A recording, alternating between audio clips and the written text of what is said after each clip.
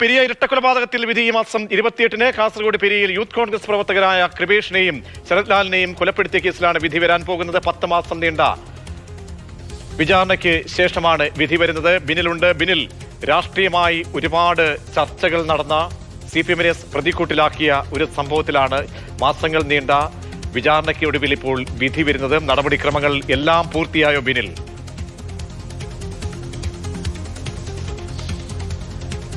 പ്രതീക്ഷ, നടപടിക്രമങ്ങളെല്ലാം പൂർത്തിയായി. ഈ മാസം 28-ന് കേസിലെ സുപ്രധാനമായ വിധി പ്രസ്താവമുണ്ടാകും.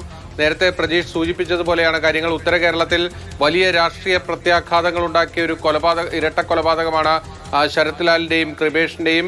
പ്രത്യേകിച്ച് CPM-ന് അതുണ്ടാക്കിയ നഷ്ടം വലുതാണ്. കാസർഗോഡ് ലോക്സഭാ തെരഞ്ഞെടുപ്പിൽ 2019-ലെ ലോക്സഭാ തെരഞ്ഞെടുപ്പിന് തൊട്ടു മുൻപ് ഫെബ്രുവരി മാസം 17-ാം തീയതിയാണ് ആ ഇരട്ട കൊലപാതകം സംഭവിക്കുന്നത്. അതിന്റെ വലിയ തിരിച്ചടി CPM-ന് രാഷ്ട്രീയമായും നേരിടേണ്ടി വരികയും ചെയ്തിരുന്നു. ആ ഒരു കേസിൽ സുപ്രധാനമായ വിധി പ്രസ്താവത്തിലേക്ക് കോടതി പോകുകയാണ്. കൊച്ചിയിലെ CBI കോടതി 2 ഇതിൽ വിധി പ്രസ്താവം നടത്തുന്നത്.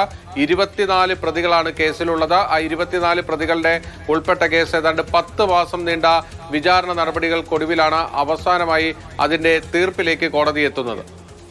ശരി, ബിനിലാണ് വിവരങ്ങൾ നൽകിയത്. പെരിയ കേസിൽ വിധി 28-ന് വരാൻ പോവുകയാണ്.